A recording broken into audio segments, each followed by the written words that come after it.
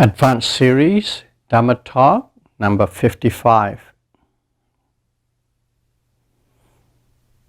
Today we are going to discuss about the noble truth of the cessation of suffering.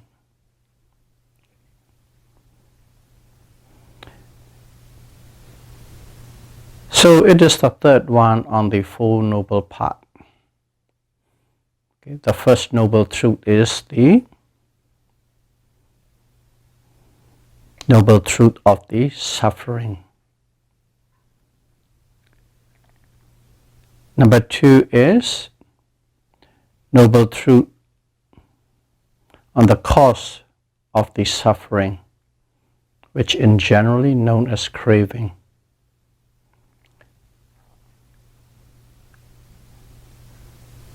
Second noble truth is the cause, and the first noble truth is the effect. Craving is the cause, and suffering is the effect. That those two noble truths are a part of everyone's life. We have dealt with them in the past discussions. But we don't have to keep on suffering if we don't want to. And that is why the Buddhas dispensed as the third noble truth, which is the cessation of suffering. This suffering, this dukkha, okay, if you want it, you can make it cease, you can make it stop, you can eliminate it, make it disappear. So that is the third noble truth.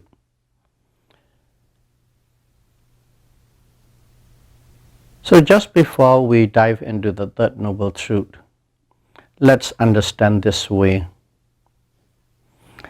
From the Buddhist perspective, there are three kinds of worlds. Okay? Three kinds of worlds.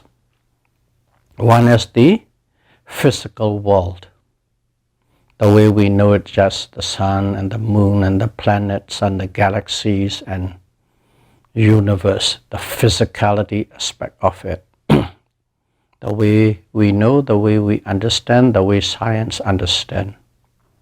That is the physical world. Okasat loka. And another one is another world is called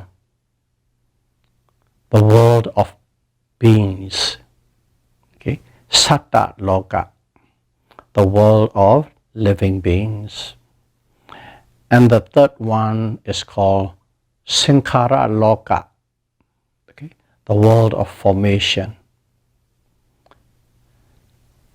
So there are three kinds of world, but the third one, Sankhara Loka, the world of formation, covers the first two. Okay? It covers the aspects of the physical world, and it covers the aspect of the worlds of living beings. So that is what it means is the first two worlds is always in a state of change, state of flux, always coming into and then disappear, arising and passing away. That's a world of formation, Sankhara Loka. But the Buddha split it out separately, but it is pervasive to the two worlds that we discussed before. And the Dhamma we talk about, what the Buddhas taught us, is concerned with the world of living beings, Satta Loka. One should understand that way. This noble truth of suffering is about the world of living beings. Noble truth of the cause of suffering is the world of living beings, or beings in general. And the third noble truth, the cessation of suffering, is about the world of living beings. So we should understand clearly in that perspective. 3 worlds, and we are dealing with the world of living beings. So in here, cessation of suffering, simply put, the end of all physical and mental suffering.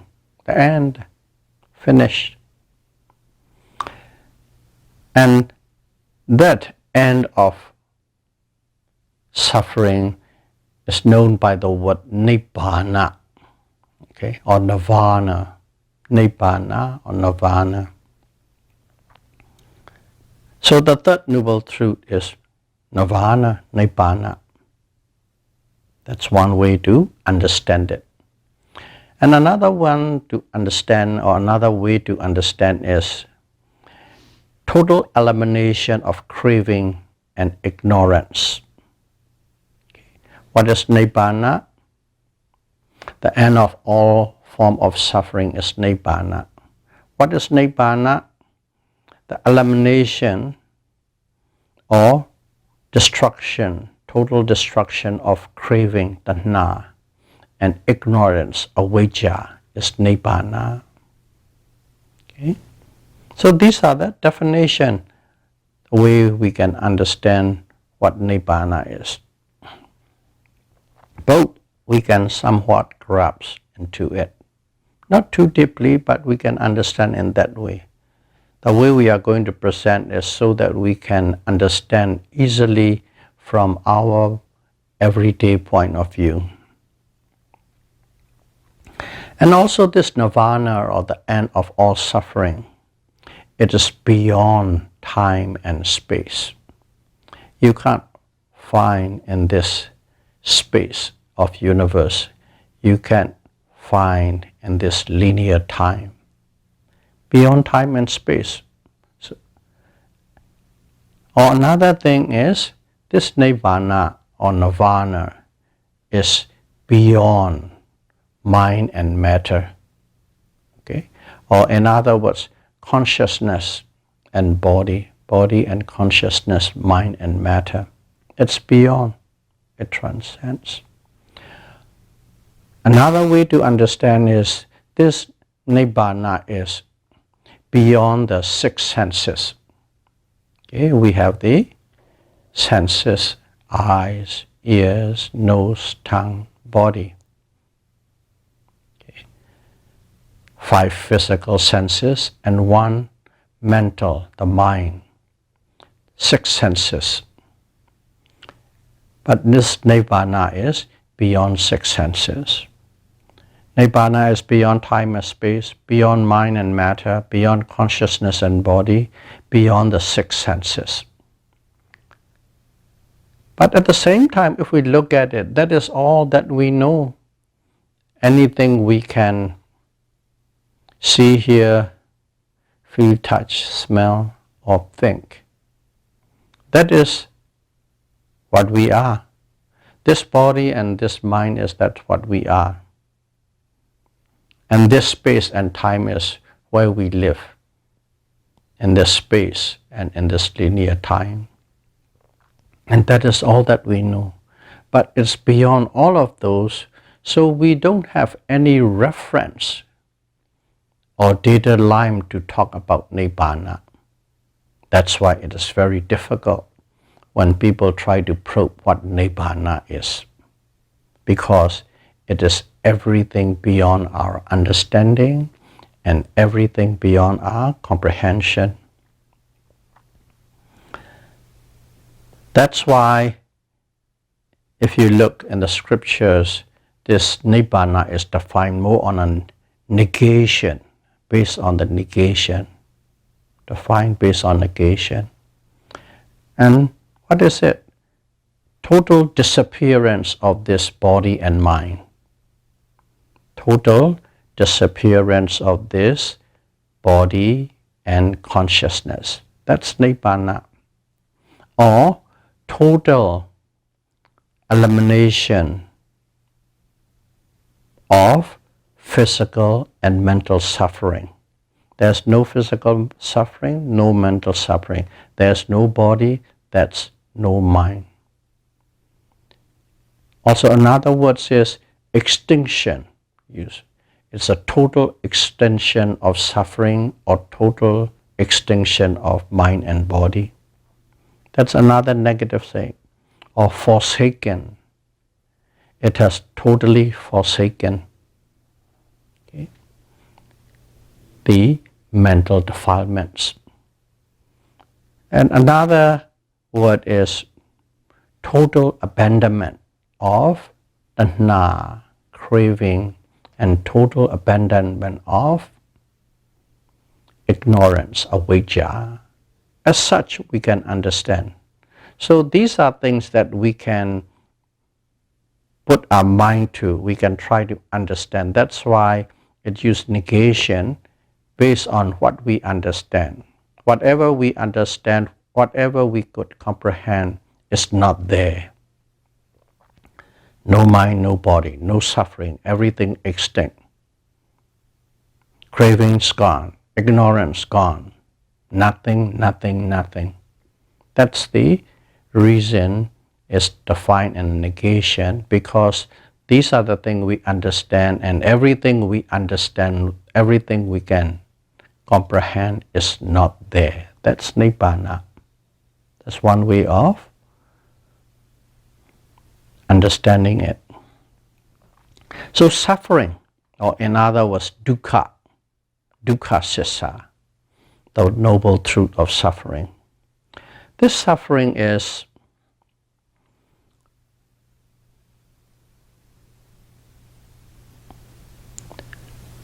physical and both mental.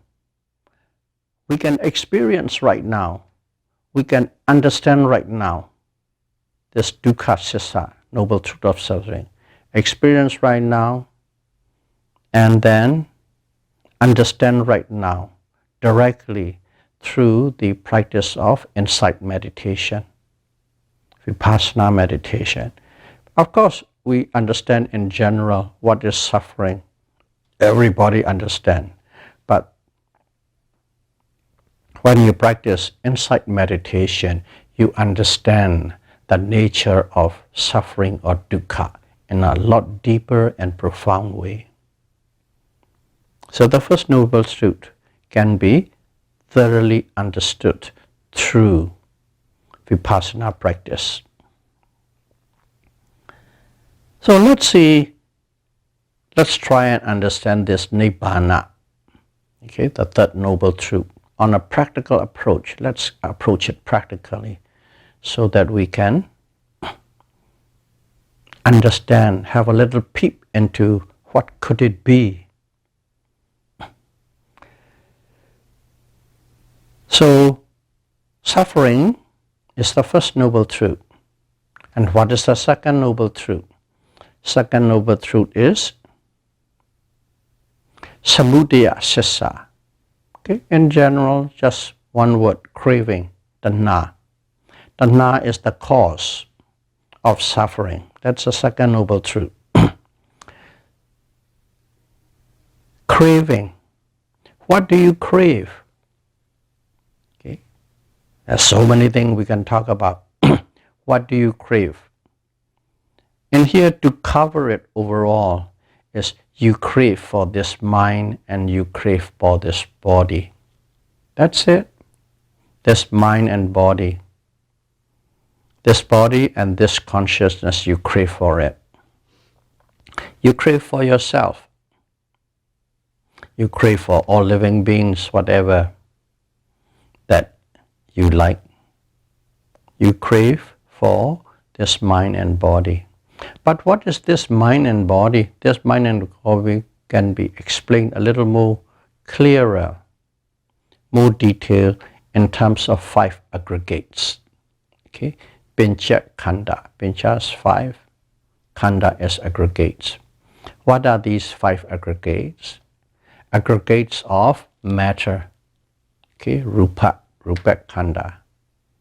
Okay? Aggregates of matter.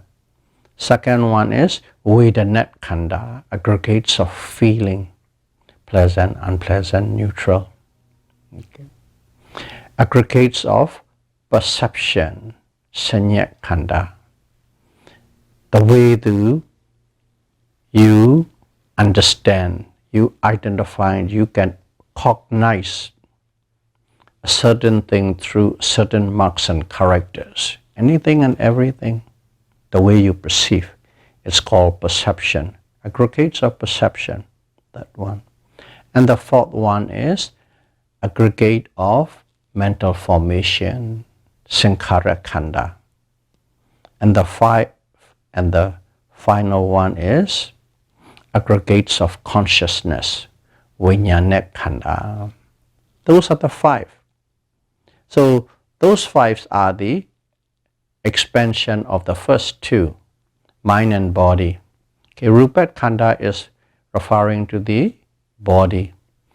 And the other four remaining, feeling, perception, mental formation, and consciousness, refer to the second one, mind. We expand it. Now we understand what five aggregates is, and we already said we crave for this mind and body. In other words, we crave for the five aggregates. Okay. So in other words, we crave for the five aggregates of the world of being, satta loka. So if you really want to understand nirvana, okay, you have to really understand this mind and body, because we are the beings, living beings. You must understand the five aggregates, because that is the presentation of living beings. And if you want to understand it, you have to study it, you have to investigate it, you have to explore it. With mindfulness, be mindful of the five aggregates. That is the practical approach to understand what nirvana is. How? Be mindful of these five aggregates, pencha khanda. Let's see, you're observing all these things, whether rising and falling the body, or pleasant feeling, or painful sensations, or angers, hatred, joy, sadness, or awareness of things. Okay? They are always constantly arising in this so-called physical and mental phenomenon, or mind and body, always arising. And one is always aware of whatever is most prominent and dominant at the moment. And if you know that, that means you are mindful. Not superficially, quite deeply, sharply, clearly. You observe, that means you are practicing mindfulness. On what?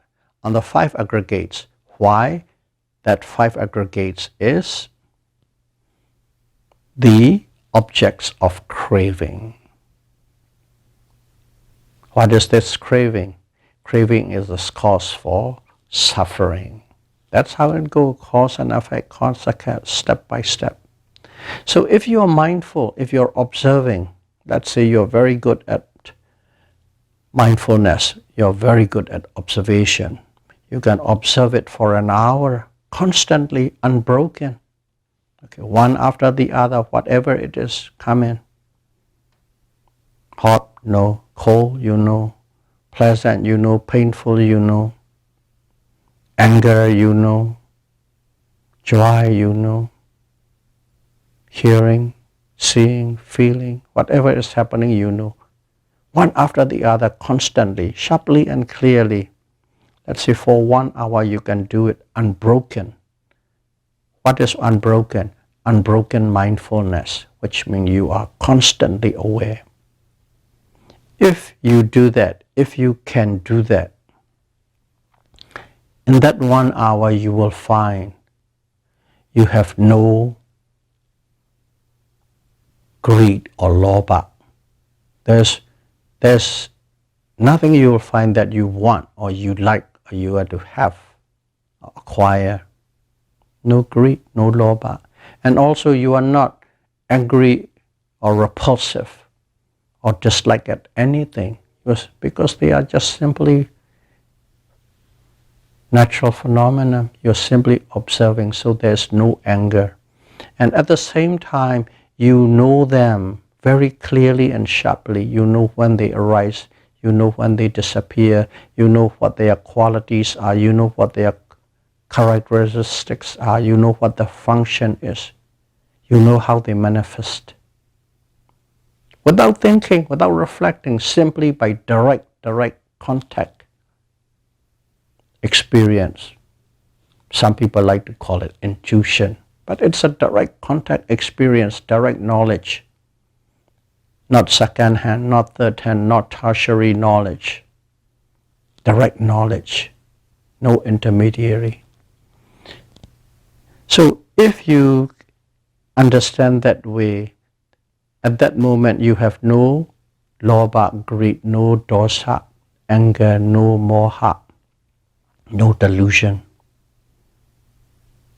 And at that moment, if you're understanding that way, you will find you have no stress at all. No stress at all.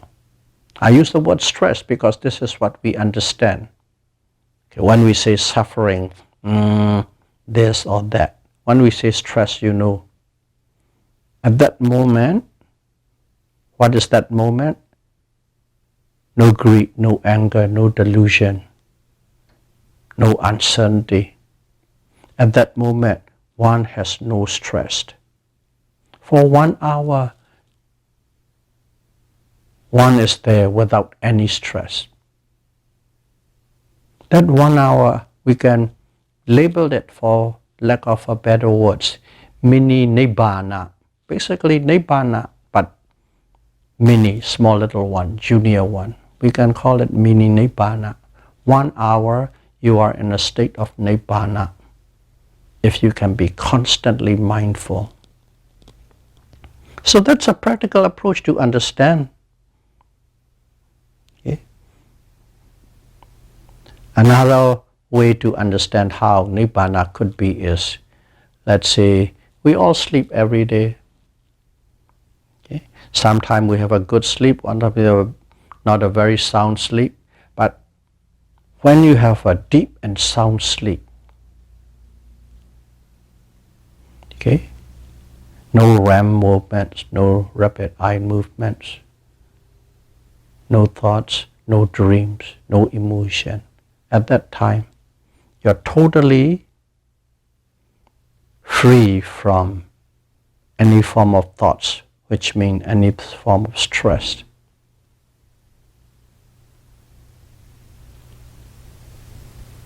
How do you feel? You woke up and you say, oh, I have a good night's sleep. Great, fantastic. How great it is. Describe us. You can't really describe it. You just know you have a sound sleep and it's fantastic. And in that sound sleep, at that moment, okay, just from our level, point of view, our level, ordinary level of understanding, there's no greed, no anger, no delusion. So in a way, deep sound sleep is somewhat like nirvana. We are trying to put references in every way we can to try to understand what nirvana is, or nirvana would like. Deep sleeps you can't describe, but it is fantastic and great. Like that, that's nirvana.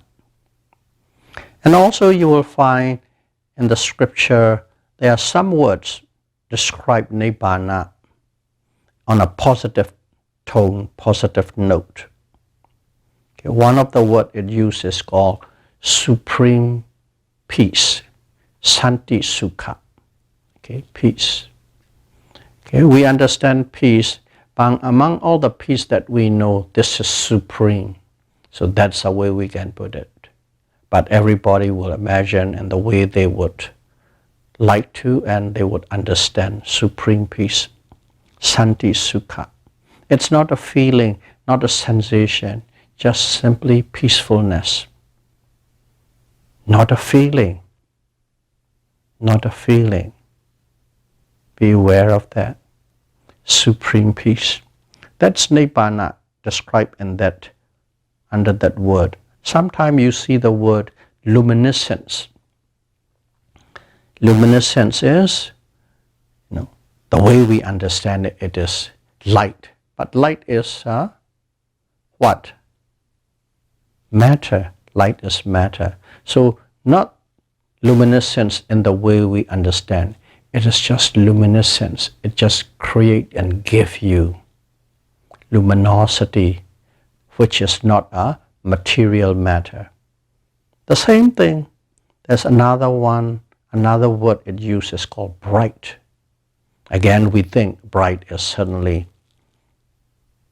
materiality, rupa, but here bright doesn't mean that it is that materiality, just that understanding of what bright means, dark and light, dim and bright. Okay.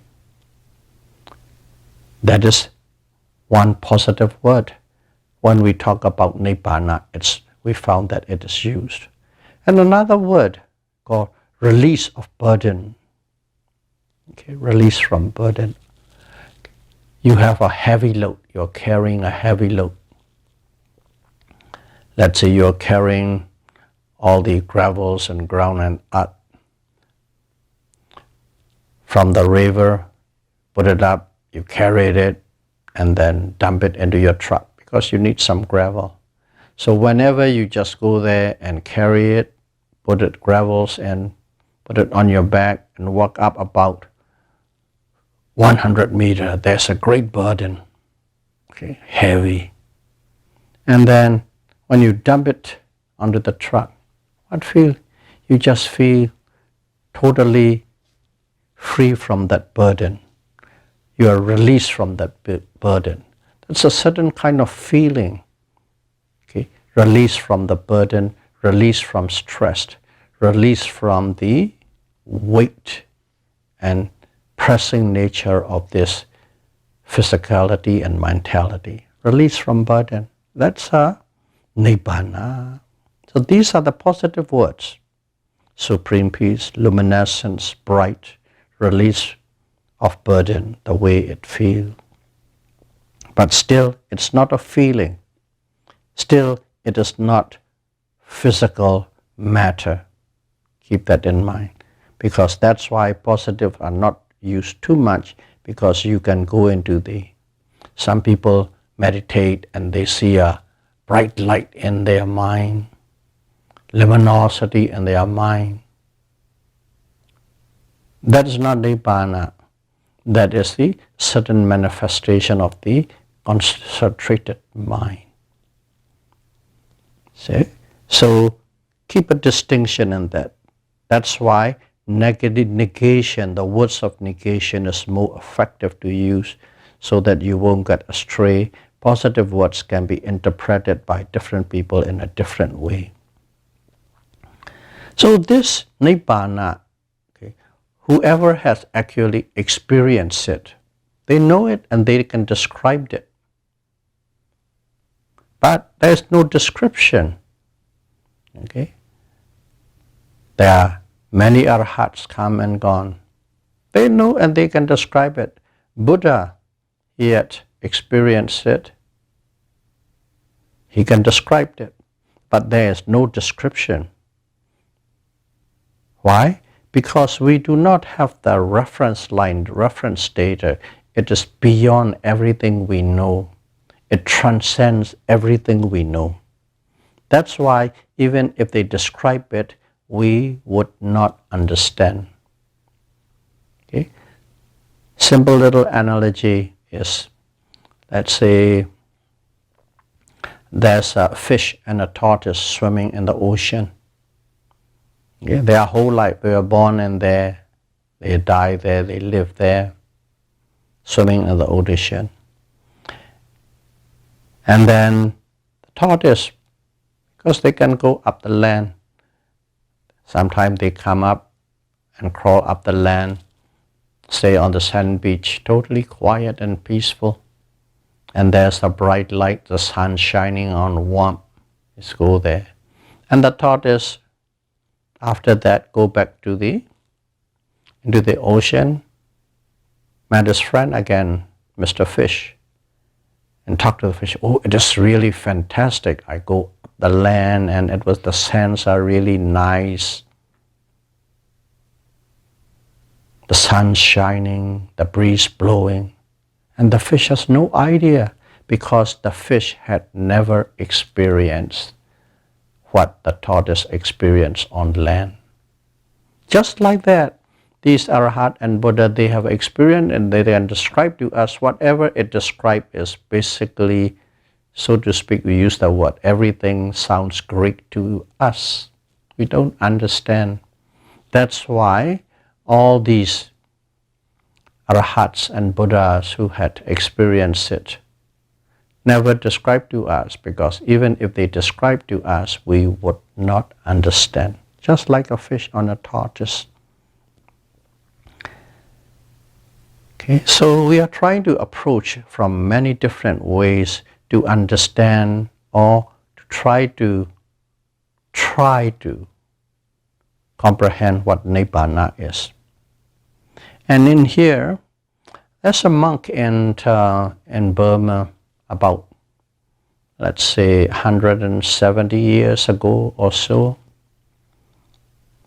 His name is Ledi Sayadaw. It's known as Ledi Sayadaw. He's a very great monk, very intelligent monk, both in theories as well as in practice. He knows Buddha Dhamma, so to speak, in and out. He has written many volumes of treatises on the Buddha Dhamma in Pali. But one it is famous about it is, at that time, he translated into the simple Burmese language.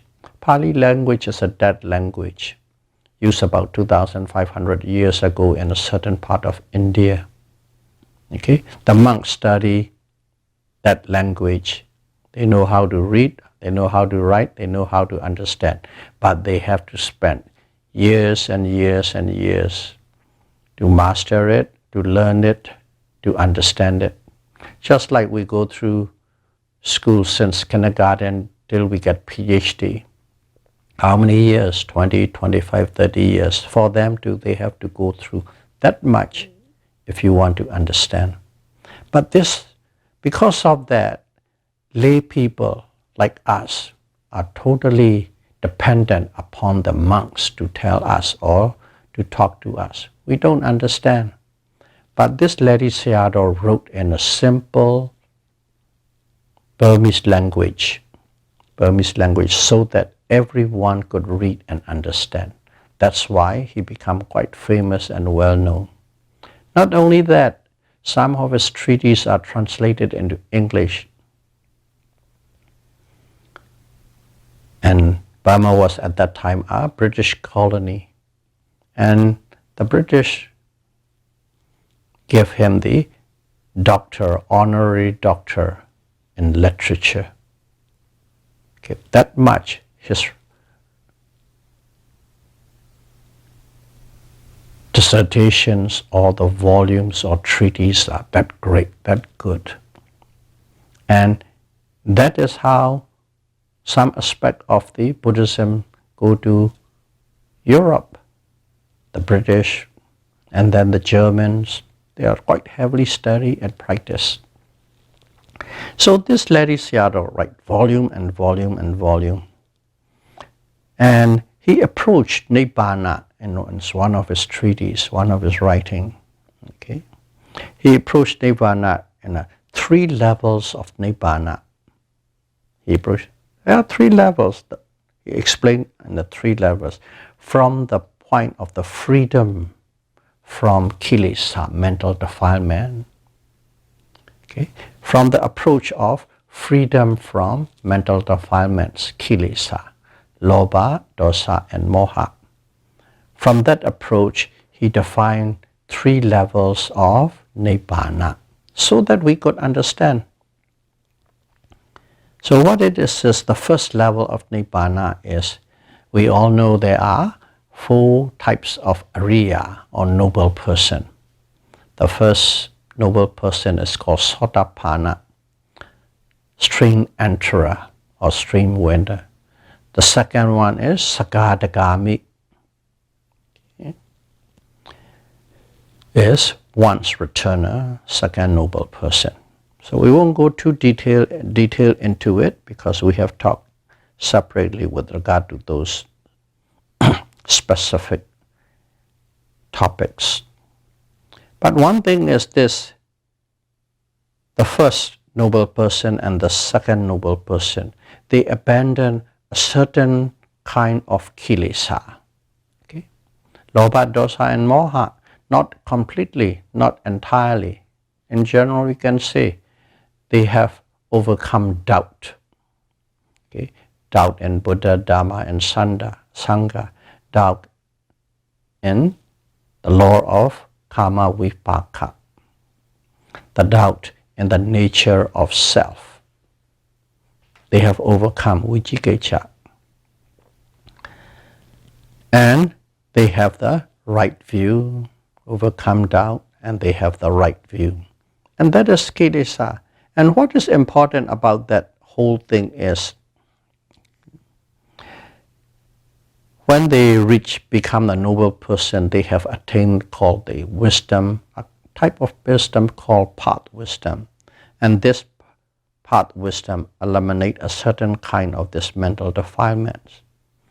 And what is special about this is, once you have attained that wisdom, once you have reached that level, that person, we'll just call it person because that is how we can understand, conventionally speaking, a person.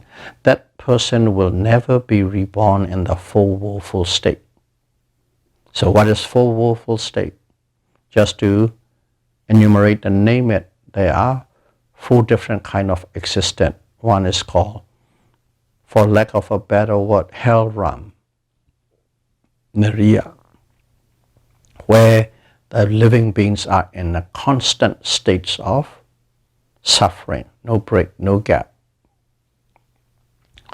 Suffering the way we can understand it is really bad, painful, terrible, yucky.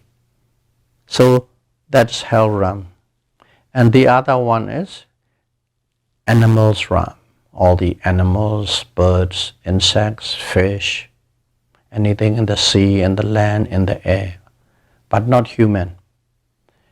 And they are also, if you look at their life, they are always struggling for existence. They are always struggling for food. They are always fighting for reproduction.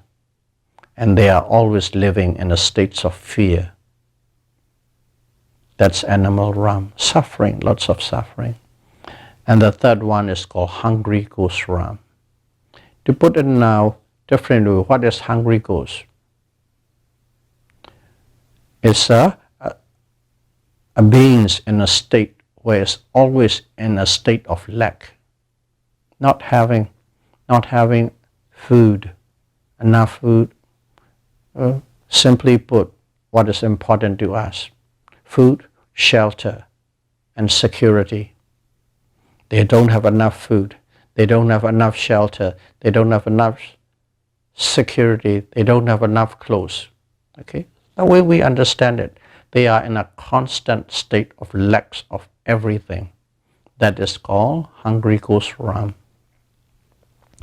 And the fourth one is called demonic realm. Okay? Demonic realm. These are beings, they are quite powerful. They are quite powerful.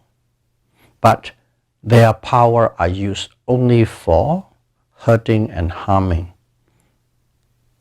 Self-importance, bullying. Okay? Always promoting anger and hatred, and they use their power. That kind of beings are called demonic or demon. Their powers are never used for anything for good, always for hurting, harming, bullying others. That is the demonic realm. Those are the four realms in which there is a suffering is constant and a great lot of suffering. And these two noble persons, they will never be reborn in those four woeful states. In other words, they are free from the suffering of the beings that exist in these four states, four woeful states. The freedom from that suffering, because they have eliminated a certain type of kilesa, mental defilements, which can take you down to those four woeful states. That is the one level of nirvana, because our definition is freedom from suffering. And here is one specific percentage of suffering is taken away. That's nirvana. And second one is the third noble person. That noble person is called anagami, non-returner. What does non-returner means? These living beings, once they reach that stage and die, they are never reborn in the human realm or in the deva realm. Okay, we consider human realm is good, but still half and half. There is suffering and there is pleasure, dukkha and sukha. And also deva realm. It's said in the scripture, in other words, it's a constant streams of pleasure. Just pleasantness and goodness. They don't see much suffering the way we understand. But still, when they get close to death, their aura, they are the beings of life, which means they have aura. Their aura starting to dim and dim and dim, and around that time they have a great fear. They know that their time is coming. Till then they are not aware of death, but at that moment they are quite aware and they suffer a lot. So they still have suffering. But this living being who had reached this non-returner state, anagami state, they will never be reborn. So whatever we suffer in the human realm and the deva realm, they escape from that. So there's another abandonment of suffering or another level of abandonment away from suffering. Why? Because they have eliminated a certain level of kilesa. In other words, they have eliminated all lobha. Anything related with greed, they have eliminated. Not entirely, a little bit left in lobha. Because clinging to life, clinging to existence, they still have that lobha. And they have eliminated all form of dosa. That's 100%. All dosa, all anger, aversion, dissatisfaction, frustration, irritation, all gone. They never have that to experience and gone. And also greed, wanting most of the thing they don't, except this clinging to existence, clinging to be alive, clinging to be alive in the Brahma realm, and a certain amount of ego conceit and restlessness. That's about it's left. The rest is gone. So this anagami, that's another level of nirvana. Why? Because they are free from a certain group of suffering, all gone. They are free from a certain level of kilesa. So that's another level. One is free from suffering of a full woeful state. The other one is free from suffering from human and deva realm. But still they live in the Brahman realm. Over there is simply they live with peace and tranquility. Peace and tranquility. But still they exist. But if one reach a stage of arahata, the final, the fourth noble person, at that moment they have abandoned every form of kilesa, mental defilement, including the clinging to existence, conceit and restlessness, all gone. And at that moment, that is the nirvana, the final form of nirvana, when you become arahat. And even in the final form of nirvana and arahat, there are two divisions. One division is with the aggregates remaining. In other words, you are a human being, you still have the body and you still have the mind. You still can experience the hot weather, cold weather. You can still experience the cold and headaches, diarrhea. Whatever the conditions give, they still experience. Physically, yes, they do, but mentally they don't. So these arahat have reached the final form of nirvana, but their physical body and mind still exist. They are not dead yet, so they still experience that. So it's called nirvana with the 5 aggregates remaining. And when they pass, or when they die as an arahat, at that moment they attain the nirvana, but there's no mind, there's no body. Without the body and the mind, that is the second category of nirvana. In other words, when arahat dies, they are not reborn in any planes anymore. From the Buddhist cosmology, there are 31 types of planes. 4 in the suffering realm, 11 in the pleasure realm. 6 plus 1, 7 in the pleasure realm. So altogether 11. And the remaining 20 is called different kinds of Brahma realms. Altogether 31. And as long as we are ordinarily worlding, we are reborn again and again and again in these 31 planes based on our actions. We go up and down and up and down and round, but mostly in the full willful state. That's what the Buddha said. So,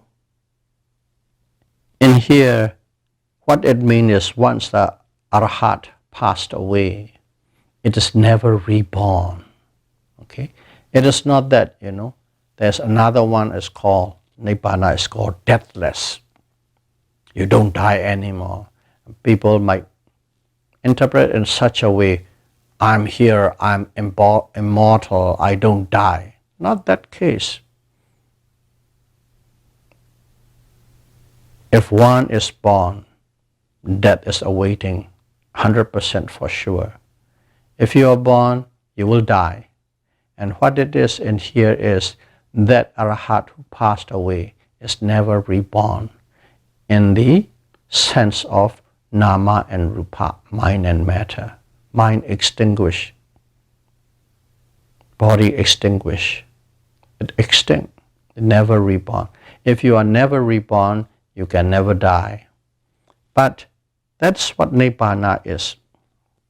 So that is the best we can understand, okay, based on the words and based on a little practice of Vipassana and a few examples, what nirvana is or nirvana could be. We can imagine the best that we can. So deathless, no more rebirth of this mind and matter, no body, no mind. If there is no body and no mind, there is no suffering. Because what is suffering? Suffering is this body and the mind. But nirvana do exist, it actually exists, but it doesn't exist in this space, it doesn't exist in this time. Beyond space and time, it transcends. Nirvana has no beginning and no end. Nirvana has no condition, and nirvana is eternal. No beginning, no end, it's eternal. So that is the best I could convey based on what I have heard from my teachers. Because I'm not a scholar, I'm not reading tons of books and trying to explain you. These knowledge came to me from my teachers. So may all of you be able to practice Vipassana, Satipatthana Vipassana meditation, okay, successfully, and may you be able to experience a taste of nirvana in this very life as soon as possible. Sadhu, sadhu, sadhu. Thank you very much.